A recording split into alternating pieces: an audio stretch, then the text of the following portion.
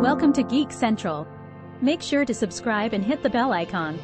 Quantum computing. Quantum computing is a type of computing that uses something called quantum bits, or qubits, instead of regular bits. A regular bit is like a light switch that can be either on or off, represented as 1 or 0. But a qubit can be both 1 and 0 at the same time, which means it can do many calculations at once. To understand how this works, let's think about a game of heads or tails. When you flip a coin, it can either land on heads or tails. But with a qubit, it can be both heads and tails at the same time, which is called a superposition. So, if you have two qubits, they can be in 4 possible states at the same time: 00, 01, 10, and 11.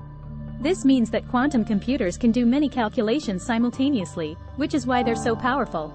How it works. One example of how quantum computing could be used is in breaking codes. When you send information over the internet, it's usually encrypted, which means it's scrambled in a way that only the person with the key can unscramble it. Regular computers can take a long time to break these codes, but quantum computers could do it much faster. This is because quantum computers can use a special algorithm called Shor's algorithm to factor large numbers quickly, which is what many encryption systems rely on. New help for medical science.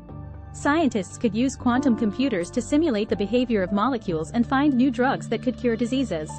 This could save a lot of time and money compared to traditional methods of drug discovery. Quantum computers could also be used to model climate change, design new materials, and optimize logistics and supply chains. However, there are some challenges to building and using quantum computers. For example, qubits are very fragile and can be easily disrupted by their environment, which is called decoherence. This means that quantum computers need to be kept in a very cold and controlled environment to reduce interference.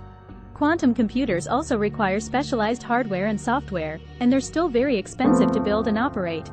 To sum up, quantum computing is a type of computing that uses qubits instead of regular bits, which allows for many calculations to be done simultaneously. Quantum computers could be used for breaking codes, drug discovery, climate modeling, materials design, and logistics optimization, but they're still in the early stages of development and face challenges with decoherence and cost.